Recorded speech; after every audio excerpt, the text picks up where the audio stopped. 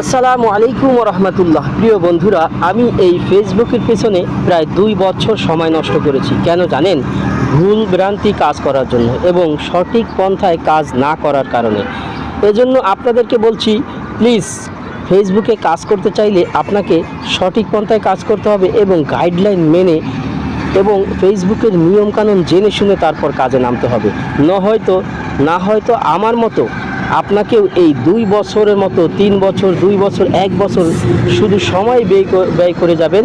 কোনো সফলতার মুখ দেখা তো দূরের কথা, কোনো কাজে এগোতে পারবেন না। তাই সতর্ক হয়ে যান এবং ফেসবুকে কাজ করার আগে সঠিক পন্থায় কাজ করার নিয়মগুলো জেনেই ফেসবুকে আসুন এবং কাজ করুন।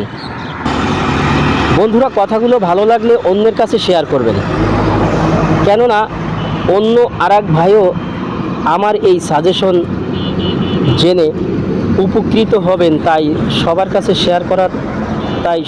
শেয়ার করার জন্য অনুরোধ রইল, প্লিজ।